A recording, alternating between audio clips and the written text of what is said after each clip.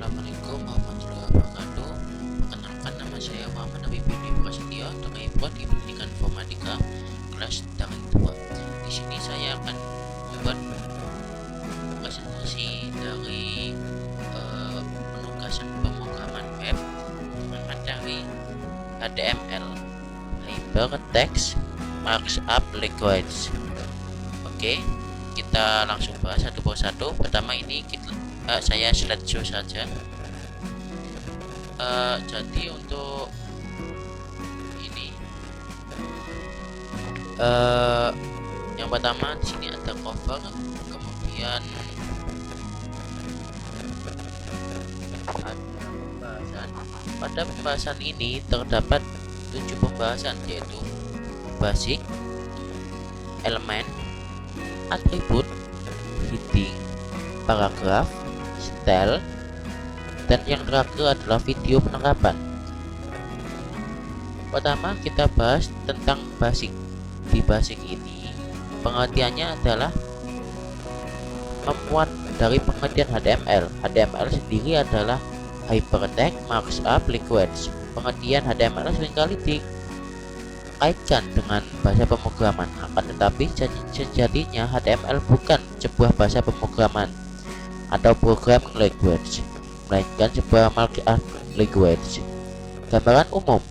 Nah, saat kamu membuka halaman situs melalui aplikasi browser, kamu sebenarnya sedang meminta akses ke dokumen HTML tersebut. Dokumen tanda-tanda dalam bahasa HTML akan dikirim oleh server kepada kamu.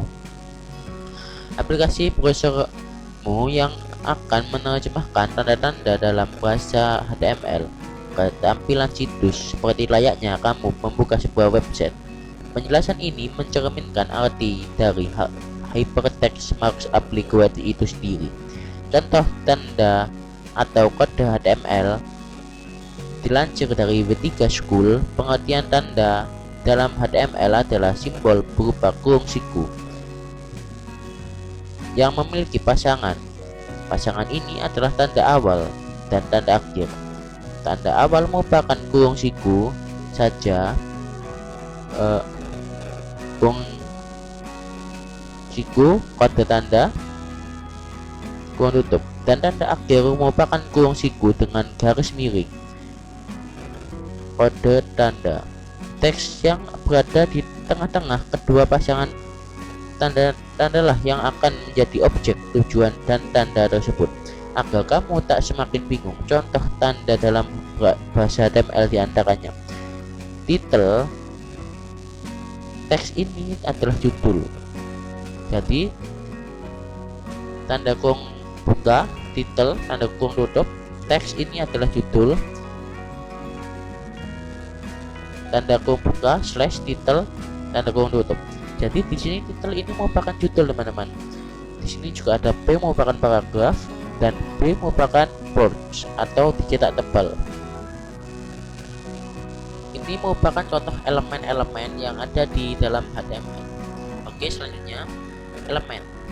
Elemen dalam HTML adalah sebuah komponen yang menyusun dokumen HTML.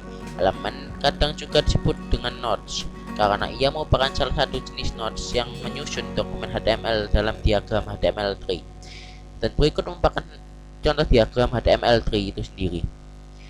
Pada diagram tersebut terdapat 3 macam nodes, yaitu nodes elemen, nodes atribut, nodes dan nodes text.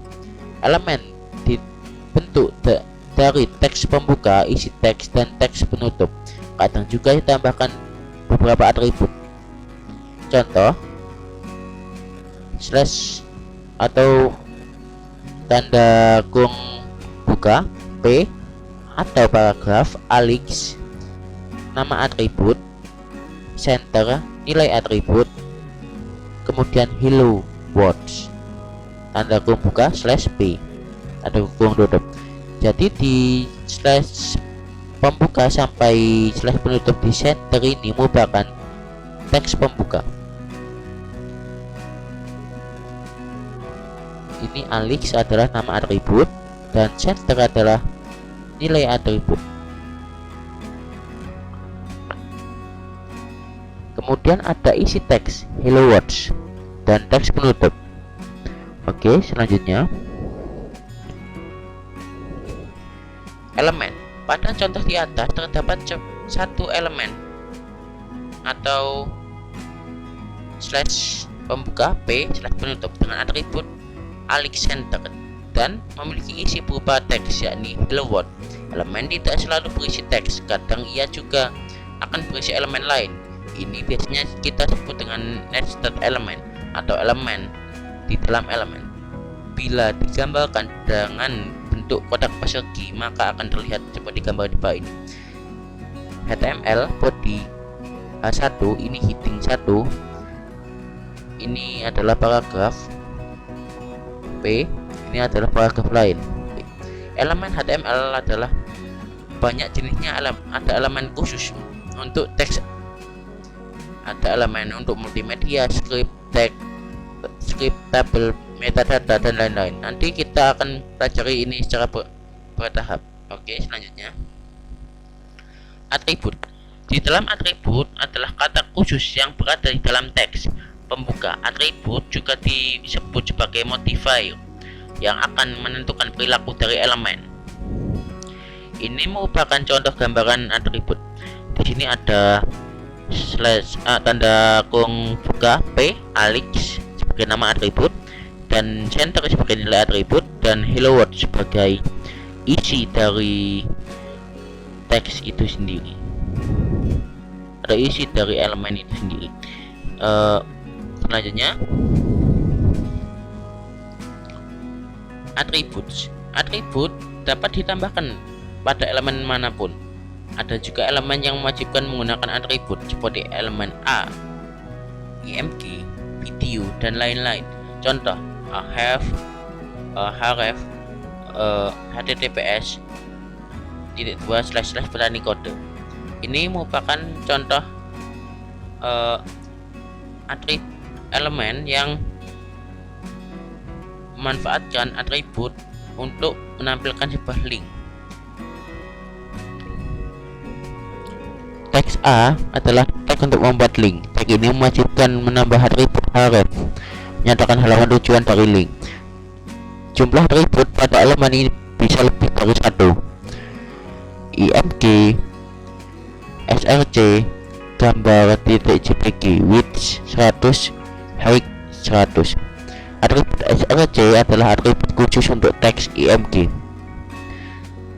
Jadi ini adalah teks teman-teman. img ini dan A juga merupakan teks yang fungsinya untuk menentukan gambar yang akan ditampilkan, yaitu teks img ini. Lalu atribut width dan height adalah atribut yang mengatur ukurannya. Baiklah teman-teman, ini adalah sebuah link untuk mempelajari tentang beberapa informasi tentang atribut. Kita buka dulu.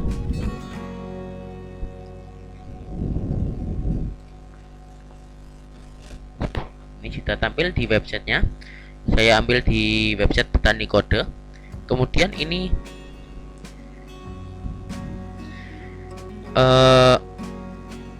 ada pengertian dari teks itu sendiri.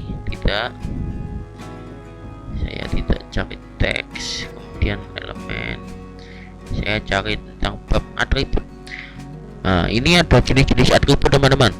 Tiap elemen kadang memiliki atribut khusus yang hanya bisa digunakan pada elemen tersebut. Ada juga atribut yang bersifat global dan bisa ditambahkan ke semua elemen. Atribut global adalah atribut yang bisa ditambahkan pada semua elemen HTML. Berikut ini daftar atribut global dan fungsinya. Ada access key, menentukan tombol shortcut untuk mengaktifkan fokus pada elemen. Ada class, menentukan kelas CSS yang akan digunakan.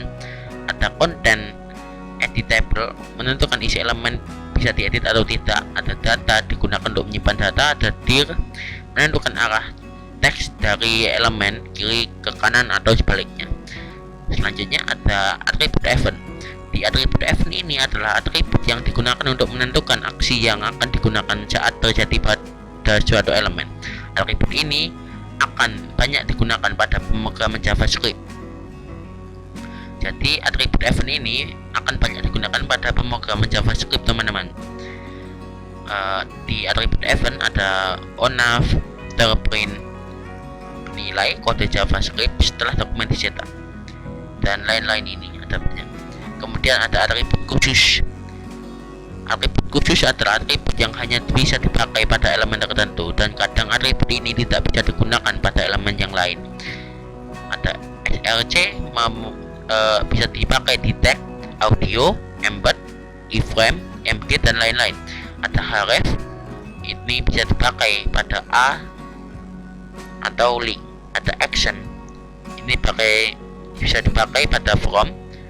Selanjutnya ada autoplay, bisa dipakai untuk audio atau video. Dan berikut merupakan cara penilaian atribut yang benar. Ada bana, tanda hubung atribut sama dengan nilai. Namun ada beberapa yang perlu diperhatikan agar penulisan benar. Gunakan huruf kecil. Menurut atribut dengan huruf besar sah-sah saja dan bahkan valid menurut validator W3C. Tetapi menurut website Tani Kode ini menggunakan huruf kecil saja karena lebih umum digunakan dan juga mudah dibaca.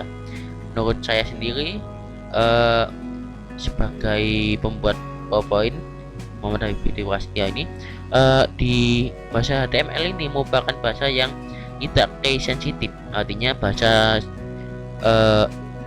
HTML ini tidak mempunyai persyaratan khusus dalam penggunaan kata atau kalimatnya huruf besar atau huruf kecilnya. Oke, kita sambung lagi.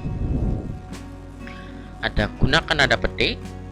Kemudian ada lagi kita teman-teman, rupanya kita sudah mengulas tentang atribut dari website Tani Kode ini.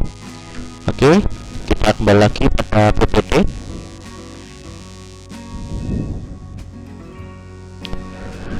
Selanjutnya ada heading, teman-teman. Heading adalah sebuah tool yang biasanya diberikan pada halaman atau bagian dari artikel. Jadi ini untuk menentukan besar kecilnya huruf. Cara membuat heading di HTML. Judul pada HTML dapat kita gunakan dengan teks H1 sampai H6. Teks H1 digunakan pada judul level pertama, lalu teks lainnya digunakan pada subheading atau level berikutnya. Masing-masing judul akan ditampilkan dengan ukuran teks yang berbeda. Teks H1 adalah yang paling besar dan teks H6 paling kecil. Contoh, H1 ini judul level 1, tanda kumbuka slash H1. Ini merupakan judul yang paling besar dan ini merupakan judul yang paling kecil. Ini merupakan urutannya. Oke, kita lanjut saja. Ada paragraf HTML. Paragraf HTML adalah kumpulan dari beberapa kalimat. Pada web, paragraf biasanya digunakan untuk menampilkan teks atau artikel. Pada HTML dibuat dengan teks. Selain teks ini ada juga teks pendukung seperti div, hr, br, dan pre. Ini merupakan contoh dari penerapan HTML paragraf dan ini merupakan hasilnya. Oke, ini juga ada website. Kita buka dulu. Oh, ternyata tidak bisa, teman-teman. Kita kembali lagi. Ya, kita yang penting intinya ini ya, ini merupakan contoh dari paragraf HTML dan ini merupakan contoh dari penerapannya. Oke, selanjutnya style. Di style ini merupakan atribut yang berfungsi menambah style pada elemen HTML seperti mengubah warna, font, ukuran, dan lain-lain. Contoh, ini box tipe HTML body. Ini paragraf aku normal. Ada P, sistem color blue, aku adalah biru. Ada P, color blue, aku adalah ungu. Dan selanjutnya, ini adalah video pembahasan dari penerapan yang sudah saya buat dari sebuah HTML sederhana.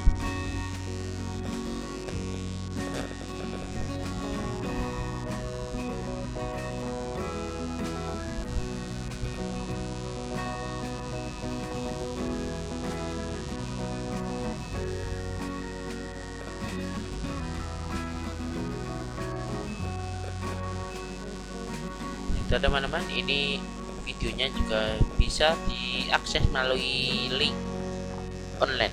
Ini sudah saya katakan juga. Jadi maksud saya mengirim video downloading ini karena di Google Slide kadang-kadang di video ini tidak bisa terbaca, yang terbaca hanya link. Jadi saya mengirimkan dalam bentuk link satunya. Oke, ini selanjutnya ada pengerjaan saya hasil uji coba. Kita buka dulu di hasil uji coba ini, kita download dulu.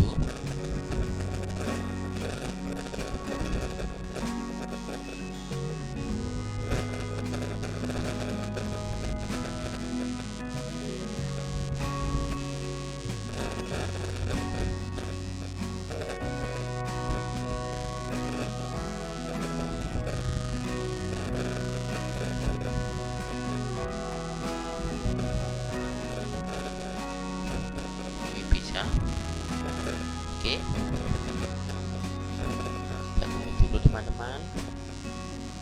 Coba sampai ini juga bisa dari Notepad++. Oke, ini dari Notepad++ dan ini dari Submit Text. Oke, kita coba dulu dengan Notepad++. Jadi ini merupakan penerapan dari Notepad++ bentuknya seperti ini. Kita lihat struktur kodenya teman-teman. Ini struktur kodenya hampir sama dengan ini.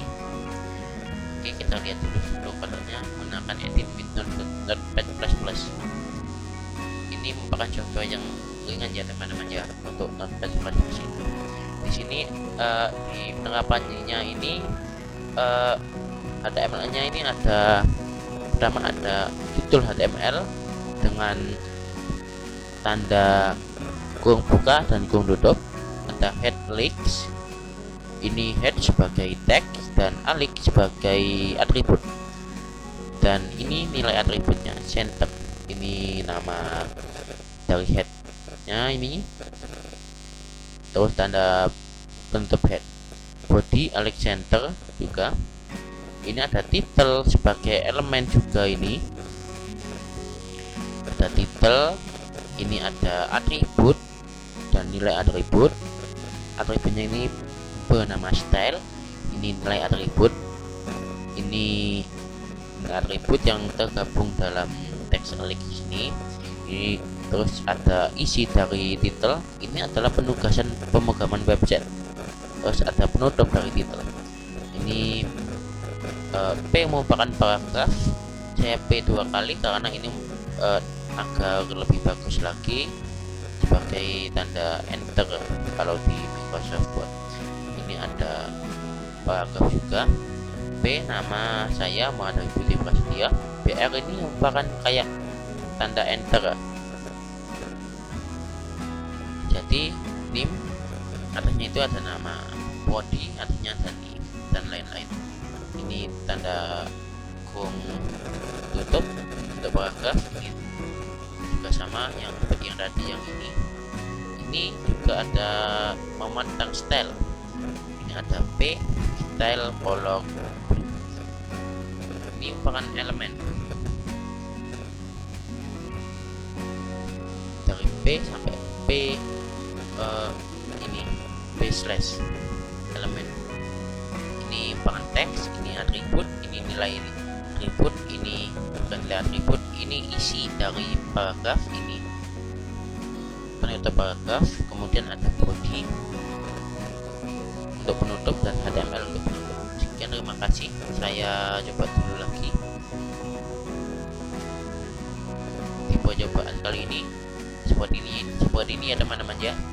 Ada teks yang warna biru, ada teks yang warna hitam. Terus kenapa kok ini bisa jadi di tengah? Karena teks aliknya ini dimodif ke center atau rata tengah. Ini ada nama saya. Terus kenapa kok headingnya ada di sini kok bukan ada di sini? Karena saya tidak menggunakan software exam. Untuk penggunaan software exam itu syaratnya harus mempunyai database, sedangkan saya tidak punya database, dan saya juga penggunaan ini agak sementara, tidak seperti Java exam yang agak waktu yang lama karena di online kan, sedangkan ini data lokal hostnya ini merupakan data lokal host offline. Jadi ini ada di komputer saya, ada 090 nama menghadap video pastia NIM 206 kode informatika dengan pendidikan Universitas Penajam Madura, foto menjadi uang pengembang. Oke, sekian, terima kasih. Kita kembali lagi di PPT. Thank you, terima kasih. Mohon maaf kalau ada salah-salah kata atau pembuatan. Assalamualaikum warahmatullahi wabarakatuh.